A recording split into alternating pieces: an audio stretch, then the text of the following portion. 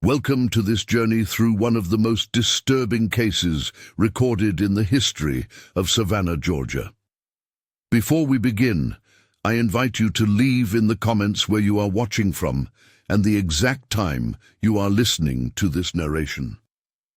We are interested to know to which places and at what times of day or night these documented accounts reach. On a crisp autumn morning in 1854, the residents of Forsyth Park in Savannah awoke to find something unusual tied to the wrought iron fence surrounding the newly constructed fountain.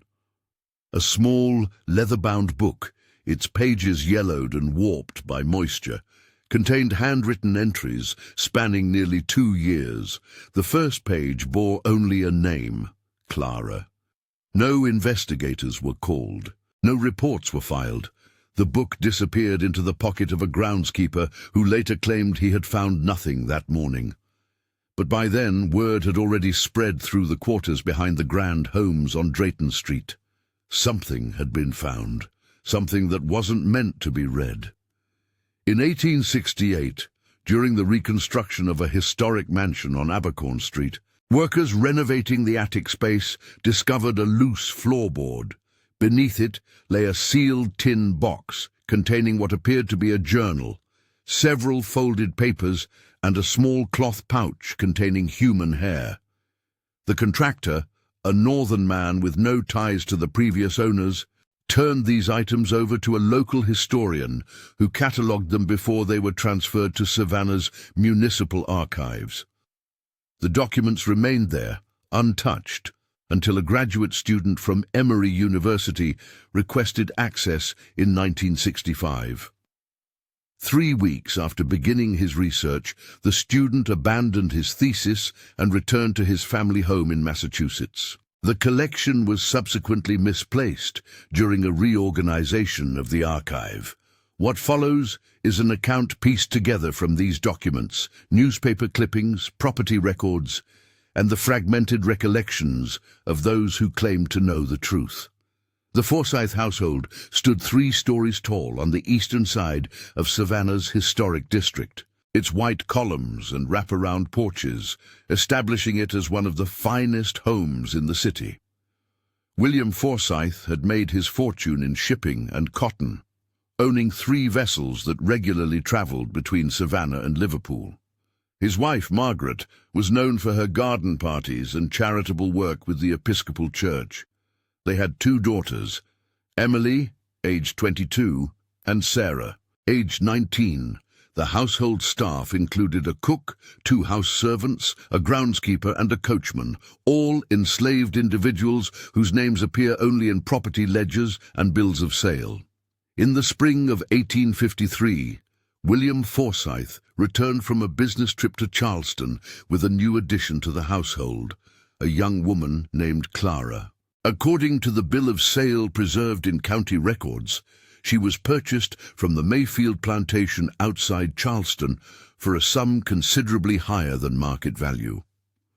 The document listed her age as 20 years old, her skills as reading, fine needlework, and household management, and her disposition as quiet, well-mannered, with no history of resistance. What the document failed to mention, but what neighbors and visitors would later recall in hushed conversations, was her appearance.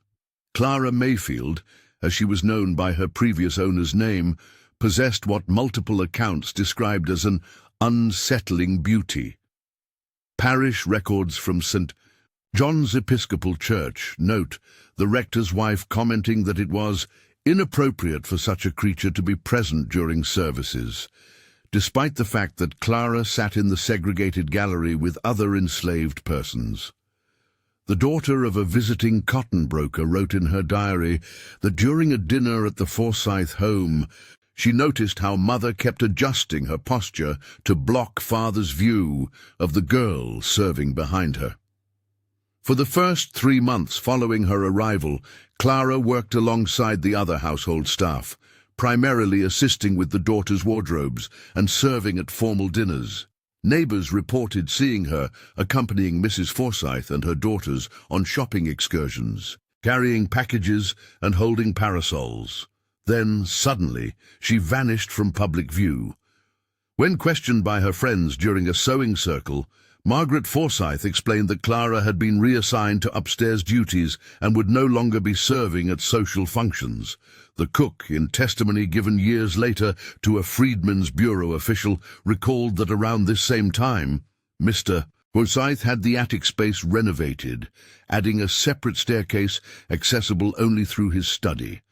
The household ledger shows payments to a carpenter for special modifications to the third floor, and the purchase of one secure door with iron fittings. Sarah Forsyth's personal diary, recovered from the tin box found beneath the attic floorboards, contains a curious entry dated July 18, 1853. Mother has taken to her bed again with her headaches. Father says it is the heat, but I know better.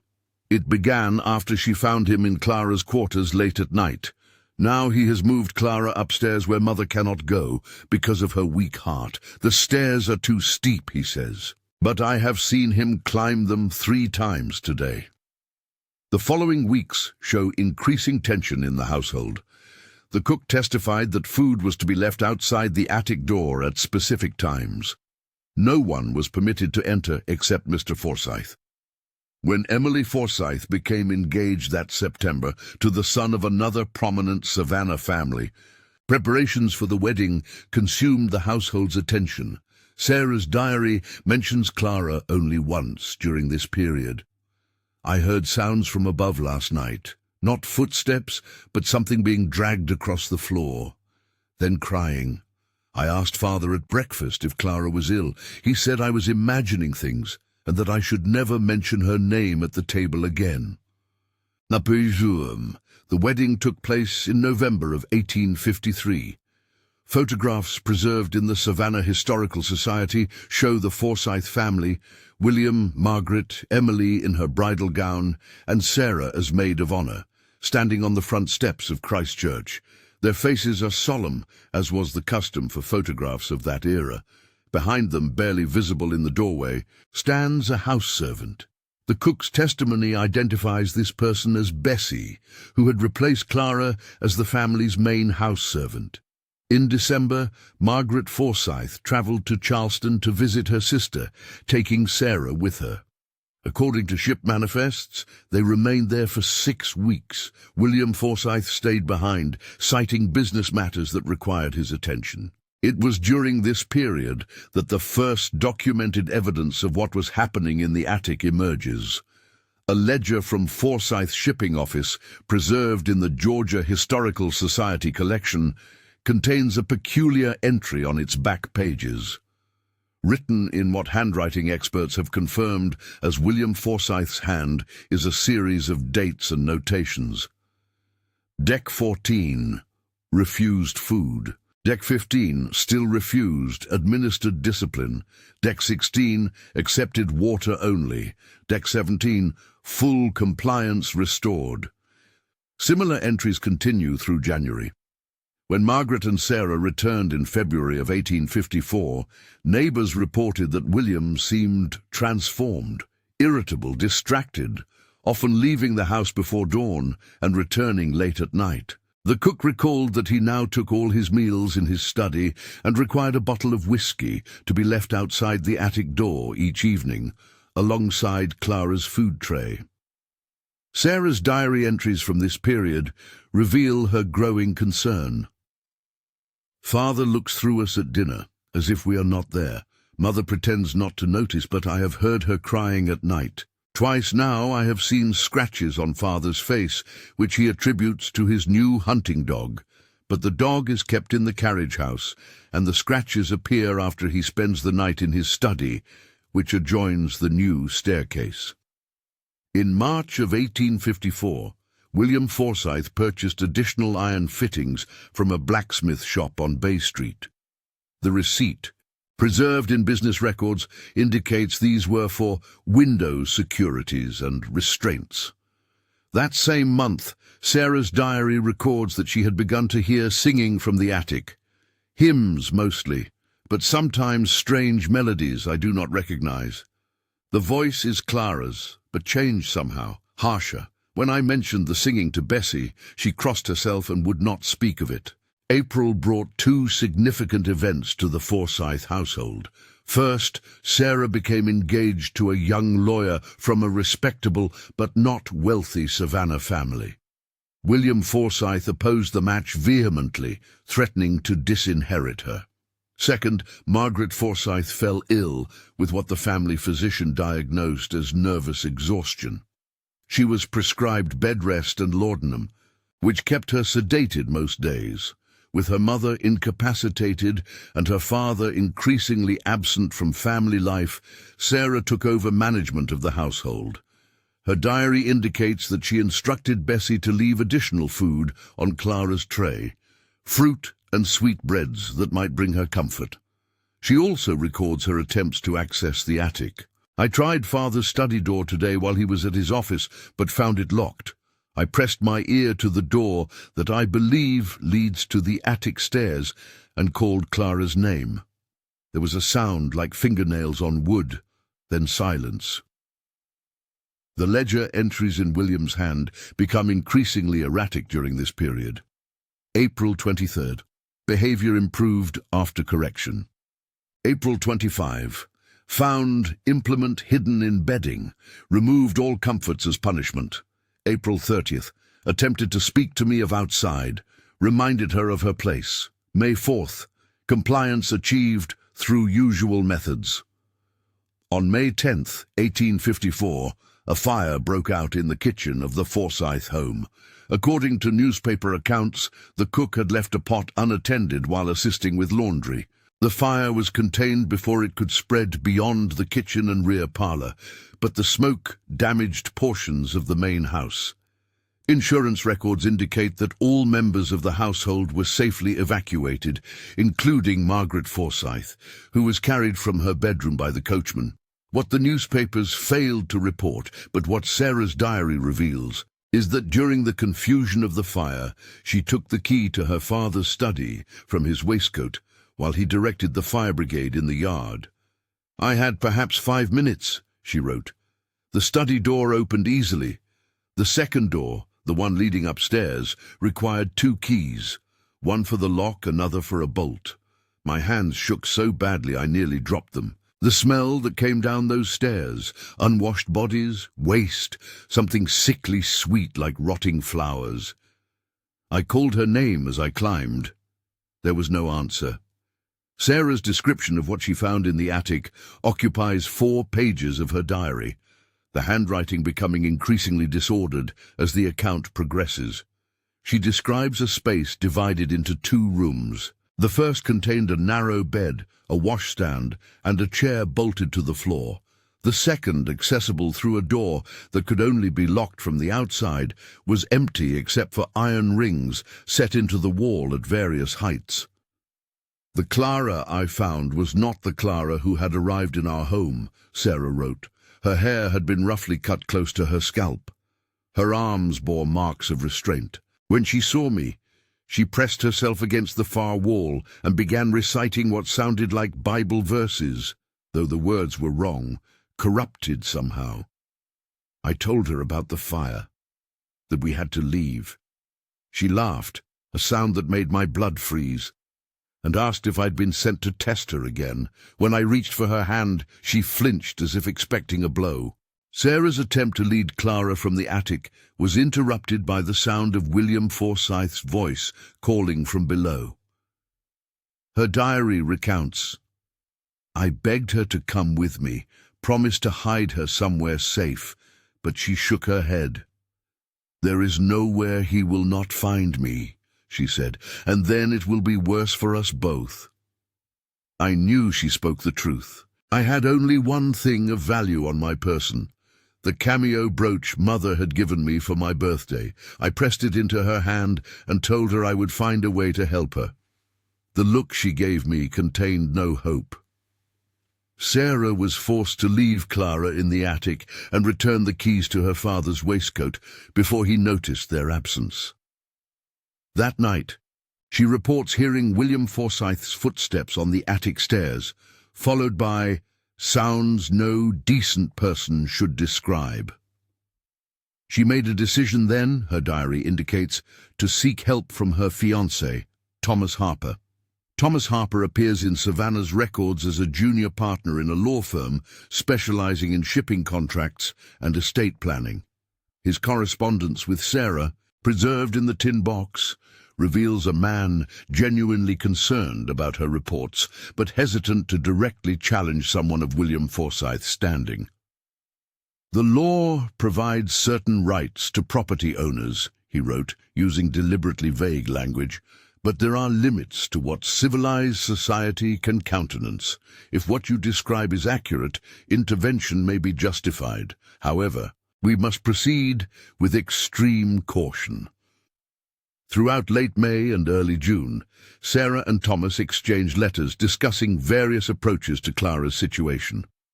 Thomas made discreet inquiries about legal precedents involving the treatment of enslaved persons, finding that while there were laws against excessive cruelty, they were rarely enforced when the accused was a wealthy white man. Meanwhile, William Forsyth's behavior grew increasingly erratic. The household accounts show large purchases of alcohol, and Sarah's diary describes him as perpetually in a state between rage and collapse.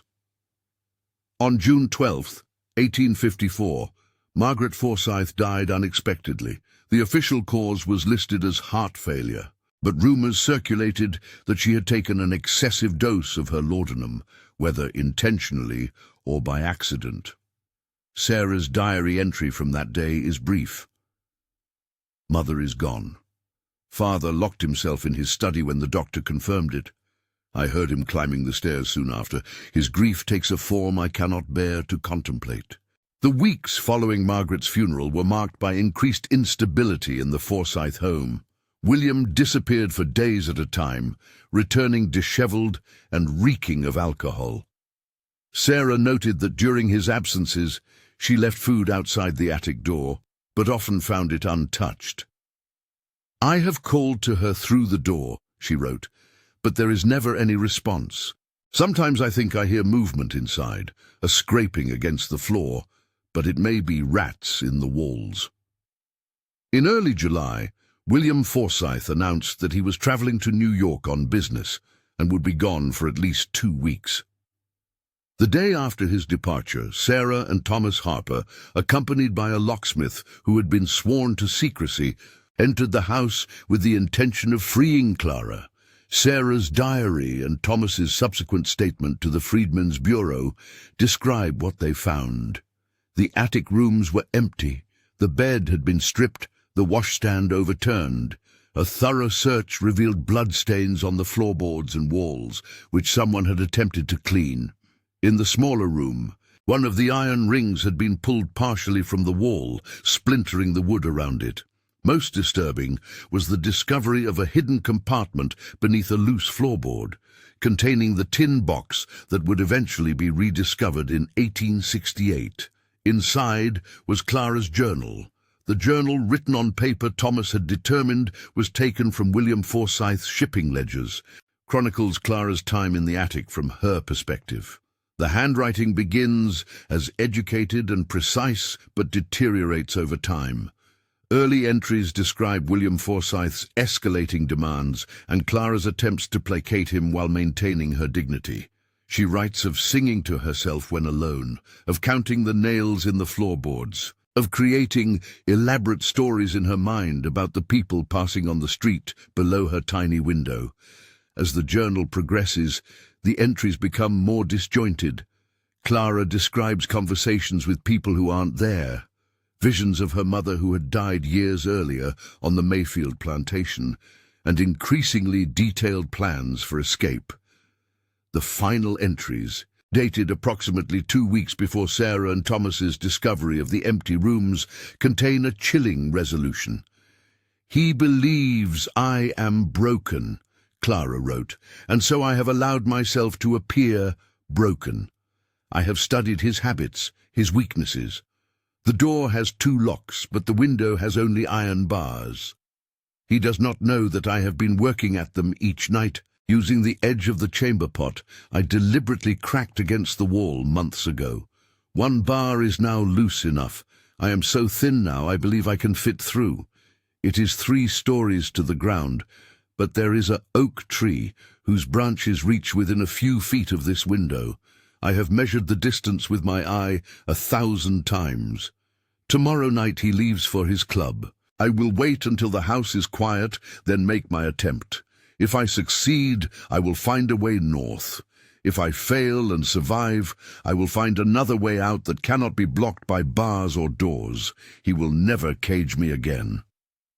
No record exists of what became of Clara Mayfield after that night. No body was ever found on the Forsyth property. No reports of an injured or deceased young woman appear in Savannah's records from that period.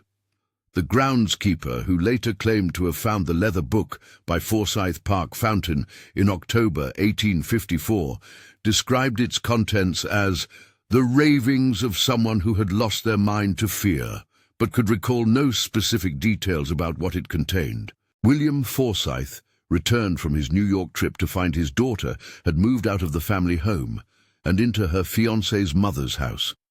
An unprecedented breach of social protocol that caused significant gossip.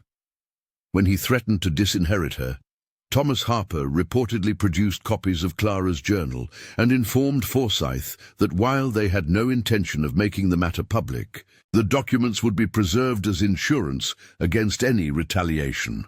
The marriage took place in September, with William Forsyth notably absent from the ceremony.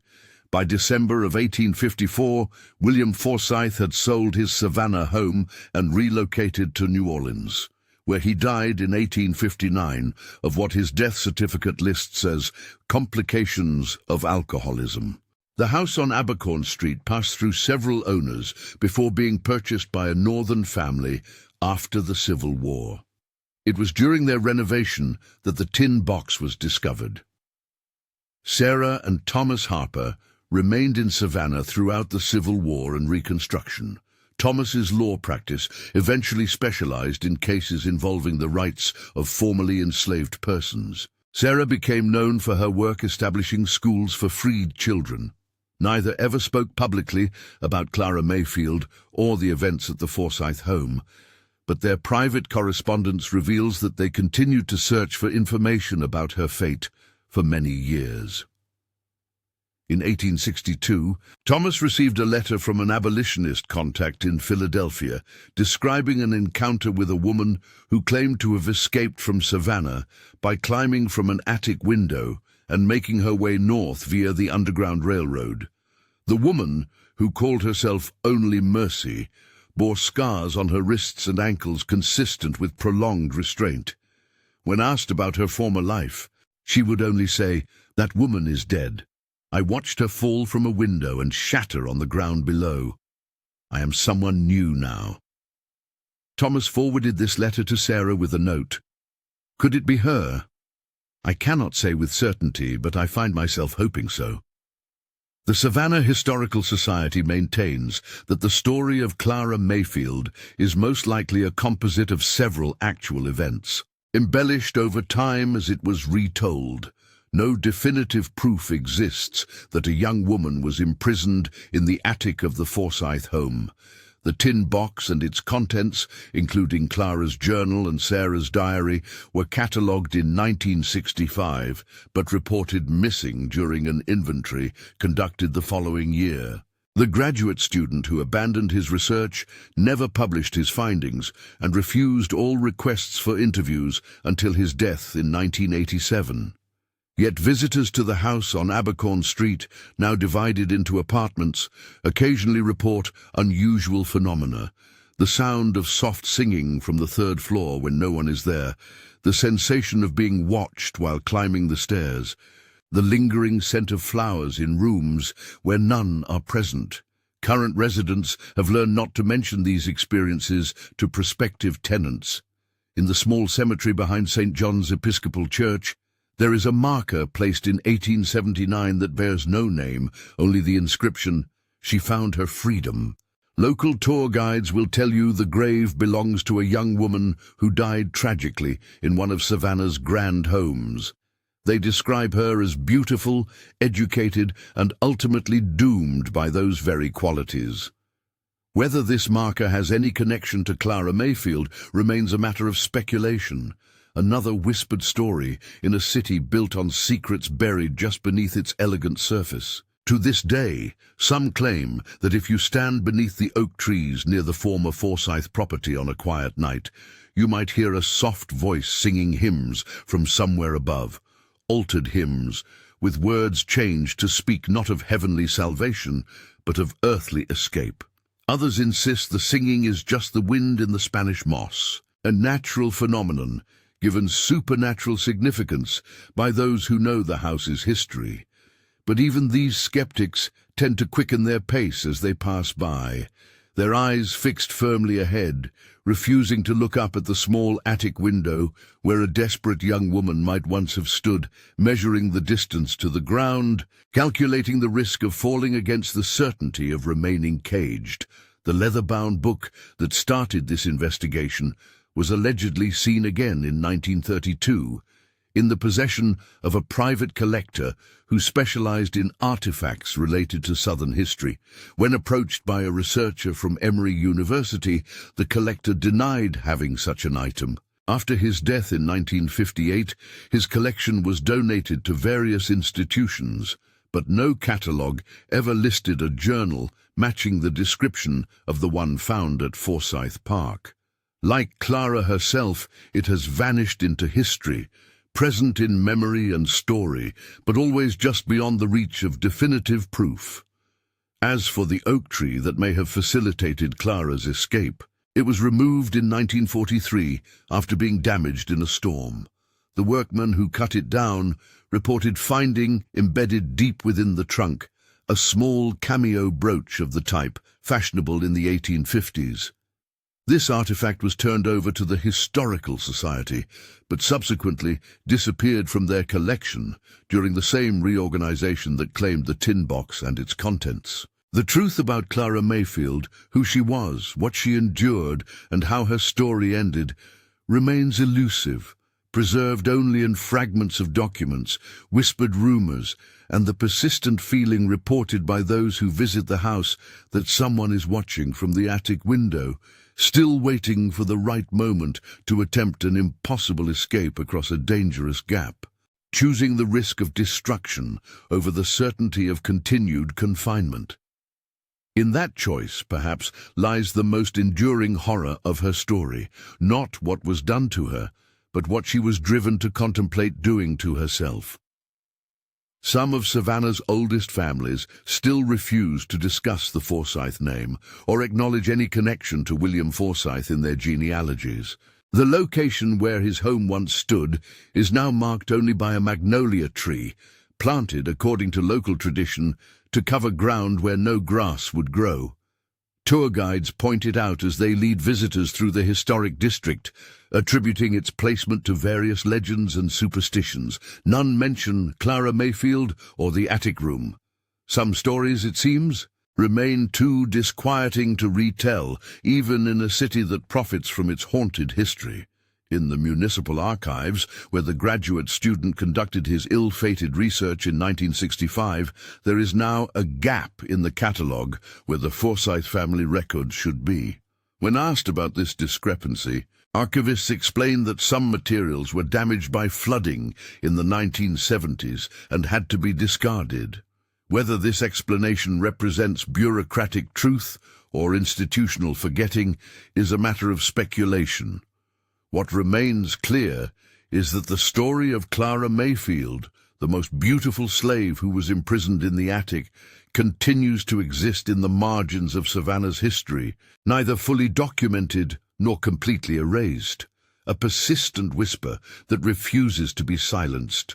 Perhaps that persistence is itself a kind of justice, ensuring that what happened in that attic room is not entirely lost to time.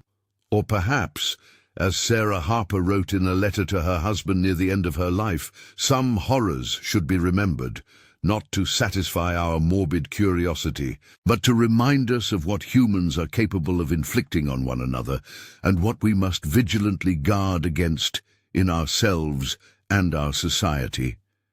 If Clara's story serves that purpose, then her suffering may yet yield something of value.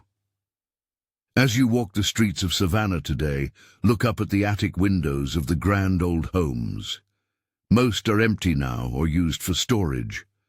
But one, they say, still shows a light on certain nights when the rest of the house is dark. Not electric light, but the wavering glow of a candle moving slowly back and forth, as if someone is keeping watch, waiting for the household to fall silent, so they can make their attempt at freedom over a century and a half after Clara Mayfield may have made hers. Historians examining this case in the modern era have pointed to several inconsistencies that raise questions about the narrative's authenticity. The Emory University archives contain a letter dated 1967 from the graduate student who abandoned his thesis, addressed to his former advisor. In it, he claims that during his research, he was approached by an elderly woman who identified herself only as a descendant of the Harper family. She warned him to abandon his project, stating that some stories are best left undisturbed. When he persisted, asking for specific information about Clara Mayfield, the woman reportedly said, "There was no Clara, there were many Claras. The name was changed to protect not the guilty, but those who came after." This cryptic statement aligns with census records from 1850 that show at least 17 enslaved women named Clara in Chatham County alone. The practice of using a single name for multiple individuals was not uncommon, making it difficult for historians to trace specific people through official documents. Whether Clara Mayfield was one woman or a composite of several remains uncertain. In 1972, during renovation of another historic Savannah home less than a mile from the former Foresight property, workers discovered a small space behind a false wall in the attic. Inside was a collection of personal items, a hairbrush containing strands of dark hair, a torn piece of calico fabric, and a small book of hymns with certain verses altered in handwriting, different from the marginalia elsewhere in the text. The most striking modification appeared next to the hymn Amazing Grace, where the line, "I once was lost, but now am found," had been changed to "I once was found, but now am lost." The homeowners, disturbed by the discovery, requested that no further investigation be conducted. The items were resealed within the wall, where they presumably remain to this day. The following year, a doctoral student at Howard University uncovered shipping records indicating that William Forsyth's business trips to Charleston often coincided with slave auctions specializing in what were euphemistically called fancy girls, young enslaved women sold primarily for sexual exploitation rather than labor. These records show that between 1850 and 1854, Forsyth made at least 6 such trips, returning to Savannah afterward. Property records, however, only document the purchase of one enslaved person, Clara, during this period. What became of any others he may have acquired remains unrecorded. Parish records from St. John's Episcopal Church reveal another curious detail. In December 1854, 2 months after William Forsyth relocated to New Orleans, Thomas Harper paid for a series of special prayers for the soul of one departed under uncertain circumstances. The church registry does not name the subject of these prayers, listing them only as a woman known to God. This timing corresponds to Sarah Harper's last diary entry regarding Clara, in which she writes, "Thomas believes we should accept that she is gone, whether to freedom or to God's embrace. I cannot do so without some ritual of remembrance, some acknowledgement that she existed and suffered in this world. If we allow her to vanish without trace, we become complicit in her erasure." The oral history tradition among Savannah's African-American community contains numerous stories about a woman who escaped captivity by flying from an attic window. These accounts, collected by folklore researchers in the 1970s, describe a woman so determined to be free that she transformed into a bird, or, in some versions, was carried away by birds rather than remain imprisoned. Scholars note that such transformation narratives often served as metaphorical retellings of actual escapes, with flight representing both literal and spiritual freedom. Whether these stories bear any connection to Clara Mayfield is impossible to determine with certainty, though the thematic parallels are striking. In 1880, Sarah Harper established a small charitable foundation dedicated to supporting educational opportunities for young women of color.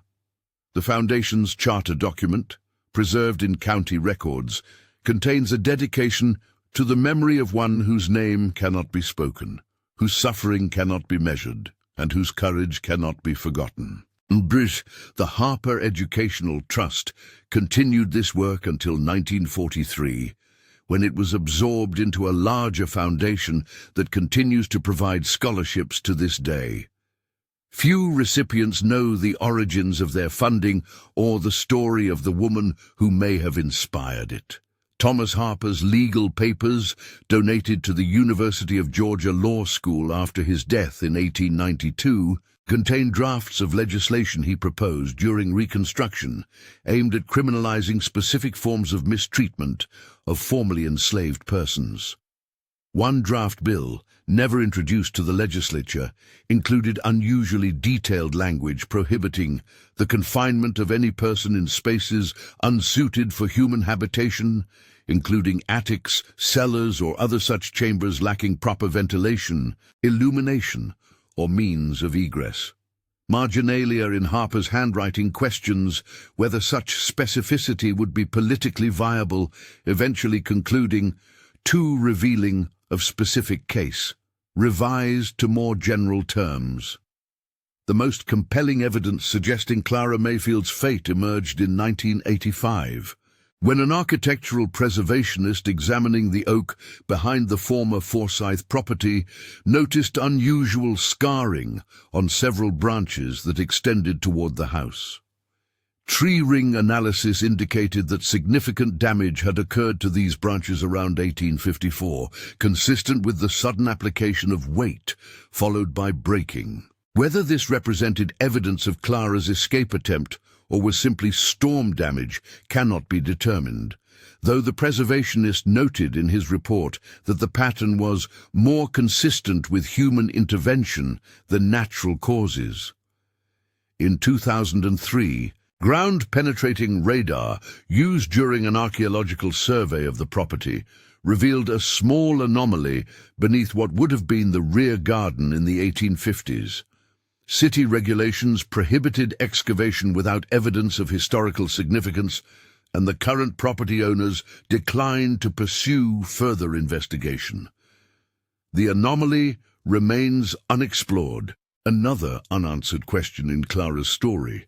A journal article published in 2008 in the American Historical Review examined the case as an example of how the experiences of enslaved women often exist in historical blind spots, present in fragments, hints, and whispers, but rarely documented with the thoroughness afforded to other historical subjects. The author argues that the very elusiveness of Clara Mayfield's story illustrates the broader erasure of enslaved women's experiences from historical records, noting, "The absence of definitive evidence is itself evidence of a different kind, evidence of systematic silencing. That silencing extends to the present day." When researchers attempt to access what remains of the Forsyth family papers in various archives, they often encounter unusual restrictions or are told materials are unavailable due to conservation concerns. Whether this represents institutional caution or the lingering influence of powerful Southern families remains a matter of speculation among historians. Some have suggested that certain aspects of Clara's story hit too close to uncomfortable truths about the antebellum South that some would prefer to keep buried. In 2011, A historical novelist researching Clara's story reported a strange experience while visiting the site of the former Forsyth home. Standing beneath the replacement magnolia tree at dusk, she claimed to hear what sounded like singing coming from above. A woman's voice, clear but distant, singing something that resembled a hymn, but with altered words. When she looked up, she saw what appeared to be a figure in the third-floor window of the adjacent building. Upon investigation, she discovered that building had no third floor, having been reduced in height during renovation in the 1920s. The novelist abandoned her project shortly afterward, citing discomfort with the material in correspondence with her publisher. The Savannah Tourism Board makes no mention of Clara Mayfield in its official historical materials. Ghost tour companies, however, frequently include some version of her story in their nighttime excursions through the historic district. Though details vary dramatically between tellings, some present her as a conventional ghost, haunting the site of her suffering. Others portray her as a symbol of resistance, whose spirit remained to bear witness to the crimes committed against her. A few even suggest that she never existed at all, that she is a composite figure representing the countless unnamed enslaved women who suffered similar fates in Savannah's grand homes. Perhaps the truth lies somewhere between these interpretations. Clara Mayfield, whether that was her real name or one assigned to her, may have been one woman who endured specific horrors in a specific attic room. Or she may represent many women whose stories have been lost to history, preserved only in fragments of documents, oral traditions, and the persistent discomfort that certain historic properties evoke in sensitive visitors. Either way, her story serves as a reminder of what lies beneath the elegant facade of Savannah's history, the suffering that made possible the beauty that tourists come to admire. In 2017, during the removal of the magnolia tree that had stood on the former Forsyth property for over a century, workers discovered a small metal object embedded deep within the trunk. Initial excitement that it might be Sarah Harper's cameo brooch faded when closer examination revealed it to be a simple iron key of 19th-century manufacture.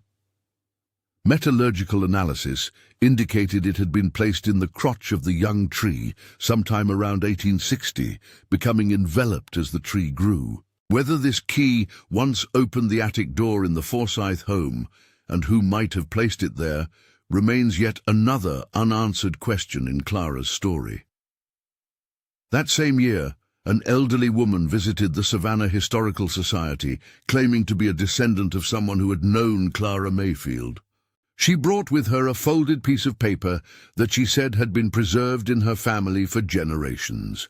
On it was written a single line in faded ink: "She made it to Philadelphia." When asked who had written this note or how they knew this information, the woman said only that it had been passed down with instructions that it should eventually be returned to Savannah when it was safe to tell the truth. Despite efforts by archivists to obtain more information, the woman left without providing her name. The note was added to the collection, but disappeared during a catalogue update the following year. Modern forensic techniques applied to photographs of the bloodstains described in Sarah's diary suggest that what she interpreted as evidence of violence might actually have been evidence of childbirth. Several historians have proposed that Clara may have been pregnant when she escaped or was removed from the attic, though no records exist of any child associated with her. If such a child existed, its fate is yet another mystery surrounding this case. The Harper family papers, maintained by descendants living in Massachusetts, contain a letter written by Sarah in 1879, shortly before her death. Addressed to her daughter, it contains what may be the closest thing to a conclusion in Clara Mayfield's story. "I have carried this knowledge like a stone in my heart for 25 years. I tell you now not to burden you, but so that someone will remember when I am gone. I believe she escaped that night. I believe she lived. In my final dream of her, she is standing beneath a northern sky, face turned upward, breathing air that belongs to no master. Whether this is truth or merely the wish my mind has shaped into memory, I cannot say, but I choose to believe it. We must believe that some escape is possible, even from the darkest places we create for one another. Whether Clara Mayfield found that escape, whether she lived or died, reached freedom or found another end, history does not conclusively tell us. Her story exists now primarily as a whisper that passes between those willing to look beyond Savannah's polished exterior to the painful truths beneath. When you walk those historic streets, past houses where enslaved people once lived and worked and suffered, listen carefully.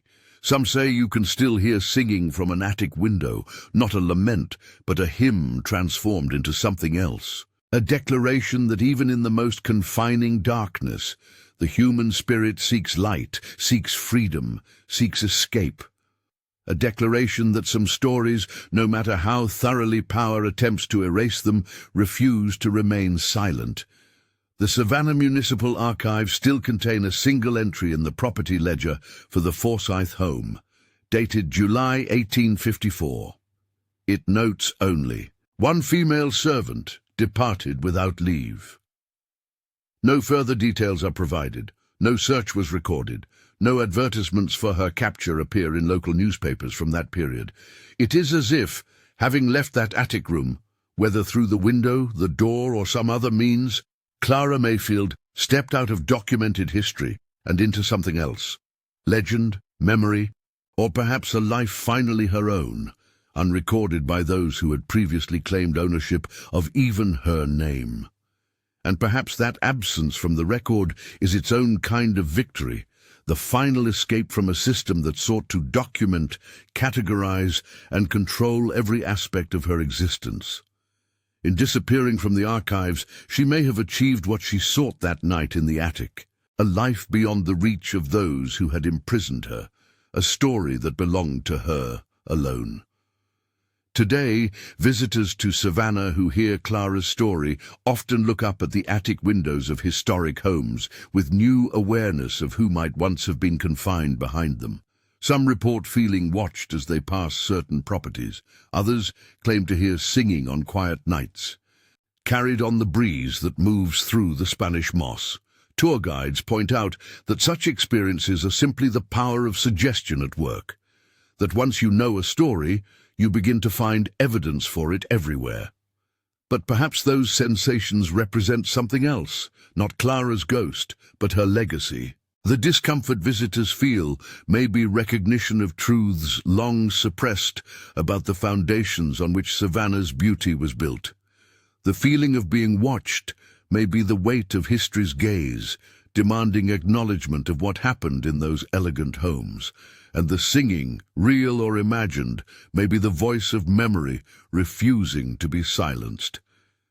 In the end, what remains of Clara Mayfield is not a body, not a grave, not even a definitive record of her existence. What remains is a story that continues to be told, despite all attempts to erase it. A story that reminds us how the most beautiful facades can conceal the darkest truths, and how even in the most confining circumstances, the human spirit seeks freedom. Through a window, through flight, through transformation, or simply through being remembered by those who come after. As you leave this narrative behind and continue with your day, you may find yourself thinking of Clara, wondering about her fate, imagining what became of her after that night in the attic. In doing so, you participate in the one form of justice history has afforded her, the refusal to let her story disappear entirely.